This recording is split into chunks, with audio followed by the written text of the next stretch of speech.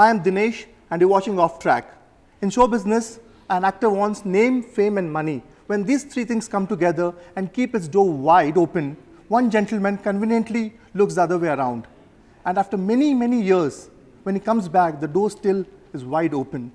And this gentleman is none other than Arvind Swamy. So, Arvind Swamy, welcome to Off Track. So you're talking to Dinesh. Yes. Sir, stardom, when you started, the stardom was banging at your door. You just conveniently looked the other way and went away. And when you came back after more than a decade, the stardom is still standing for you. How do you react to this? I'm just grateful that the people have responded in the way that they have when I've come back. But it's not like I've been after stardom, or it's not something that I try to aspire or focus on.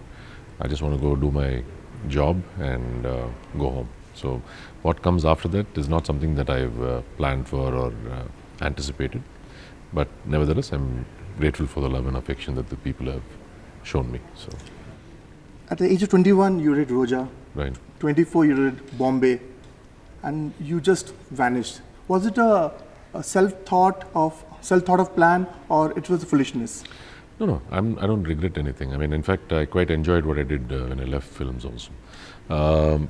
So like I said, it's not something that I planned to be an actor or to be a star or anything like that. So I was too young to kind of enjoy that success. And also, I had certain ideas on some technology and some businesses that I wanted to engage in. So I thought if I continue to do films, then I won't get an opportunity to do that. So the only way to focus and give that a good, fair chance was to leave films and then do that, which is what I did. So, who is Arvind Swamy? An entrepreneur, businessman, model, actor, television presenter. Who is Arvind Swamy? No idea. So I don't want to be classified in any of those slots actually. Most importantly, I try to be a fair person, a good human being. That's what I aspire to be. And whatever I do professionally is something that I'm interested in from time to time. And I'm just grateful that I've had those choices available to me to make. So, yeah, your Twitter account says that you're agnostic and ambivert. Are you still that? Yeah, I mean, as ambivert is concerned, is like I'm mostly introverted. Of course, there are times when I'm extroverted as well, which is why I use the term ambivert. You're talking about my Twitter profile or my social media profile. Yeah, and agnostic. I grew up in a very religious household, so I have a lot of respect for people's faith and their religion. Just agnostic. I'm not an atheist. I'm somebody who I don't know whether it's something that I don't embrace it without logic in a sense. So to me, it hopefully someday it will make sense, and I'm open to any change. So when you started the movie, movies in the 90s, early 90s, and your image was like a lover boy, you were literally dipped and darkened in the ink pot of romance. You gave lover boy image a completely new dimension. Okay. And then after many, many years, a villain who is making people go gaga. Okay.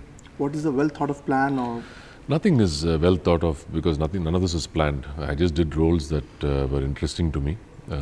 Even when Tani Orvan came, it was challenging because I didn't want to play a negative. Always wanted to play a negative role, but I didn't want to play a negative role with a reason or a background to justify why he's negative. I just wanted him to be unapologetically negative, and Tani Orvan gave me that opportunity. So I thought it'll give me it'll provide me that platform to try out something, to convince people without the crutches of being a bad guy, which is maybe I'm just saying smoking or drinking or any bad habits or anger, or I tried not using any of those things. So I tried to do it without any of those things, with a smile, and I wanted people to still like me at the end of the movie, which is I think what people never forget you. Even when you were not in the mainstream cinema, you were doing your business, people still remembered who was Arvind Swamy. They were remembering Bombay, they were remembering Roja, even in Bollywood. Right. And you are the person who never promoted fan clubs. Right. And despite that, this happened. What's the magic? I have no idea. Like I said, I'm just grateful. The reason I didn't promote fan clubs is because I don't. I mean, I respect what other actors do, and it's their choice. To me, it was important that people have the choice to be able to say, I did well in this film or I didn't do well in this film. I always thought that if you publicly state that you are a fan of somebody, then you lose that freedom to criticize them, right? Because you've publicly committed or you're socially committed to supporting somebody. So I didn't want that kind of blind support. Are you still maintaining the stand? Absolutely. I still believe that people should have the freedom to come and watch the movie and say they like me or they don't like my work in that particular film. And I think I value their freedom. I value that is very important to me. And I also, personally, I feel that I don't need to promote myself with an organization in a sense. So this part of the world, the hero worship is a very, very common thing, and you are completely against it. So how much content matters to you? content matters to me the most. Content, an opportunity to add something to a character, to make an interesting film, to do something that is not expected. These are the things that. Is it true that me when you so. were offered to do the remake of Dhruva, you were a bit reluctant? Yes, that's the truth because. Why was that? Because when we did Tani Orvan, I was also involved in creating that character, to a large extent discussing on the script and adding value to it with Mohan Raja, who gave me a lot of freedom to interpret it in a way that I wanted to. So when all that work was done and the final product was there, obviously when somebody is doing the remake, they're not going to change too much, right? So then I was thinking maybe it may not be as interesting because a lot of thought process was already completed. So all I needed to do was to come and replicate it, which I thought may not be as. Are you happy doing the movie? I'm very happy doing the movie because I met wonderful people here. I could, in subtle ways, add something again to Siddhartha Abhimanyu for the Telugu audience, and it gave me a platform to reach out to the Telugu audience. And I'm really, again, thankful for the very warm welcome that they've shown me. So You never had a basic training of acting, and you became a superstar with the first few films. right, Your father was an industrialist, your Right. mother a Bharatanatyam dancer. You never wanted to go into business and arts. You wanted to be a doctor, Right. if I'm not wrong. And suddenly you become an actor. Right. And then you jump off the track and go to business. right. And what kind of business you were involved in? We were doing a lot of technology-related processing, creating workflow applications, different things. So, You still do that? partly, yes. I still have interest in that. So And when you never had a basic training of acting, you never took an acting course when you came to the movie industry, and now we hear or read that you are involved in your characterization and Yes. everything. And I also heard that you never watched movies when you took an off. yes, Then how come this movie, the nuances of movie are so well I think drafted? most things that I believe in that doesn't come in from textbooks or from structured programs. At least what life has taught me, maybe because I didn't undergo. I'm not saying those are not.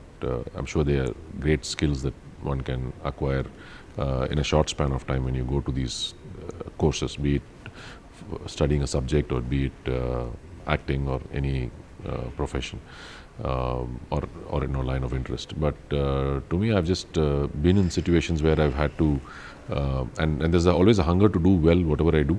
So I've been put into situations where I've had to learn myself. So I just try and apply a good work ethic and try and apply a lot of common sense. You took a break to do parenting because you were a single parent Yes. at the time. Do your kids watch your movies? Do they appreciate? Now they've started watching because they're much older. When they were children, actually, I didn't show them any of my movies, so they didn't know that I used to act. So, Are you a perfect father? no, you can never be a perfect parent. You only try. So we try. We all make. There's no manual on parenting, right? So we try, and we want to give our children, the best value system or education, or support them in whatever they decide or choose to do in life. And so I try. Do they want to being- go into movies? Sorry, Do they want to go into not movies? as of now. But if they want to, then I'll be more than happy to support them. You have scripts all prepared. Yes, When we are seeing you as a director. maybe before the end of next year. 2016, you're ending in a very strong note. What are the resolutions for 2017? No resolutions. I've committed to work on some projects. I've finished a film called Bogan in Tamil, so that is ready for release early 2017. Then I've I've already started shooting for a film called Sadurangavete 2. Then I have two more projects, which is Vanangamudi, and we're remaking Bhaskar the Rascal from Malayalam to Tamil. So these 3-4 projects have to be completed, and I just want to give it my best and, have a shot at entertaining the Pleasure audience talking to you, Mr. Swami, and Thank wish you a you. very happy new year too. Wish you guys the same.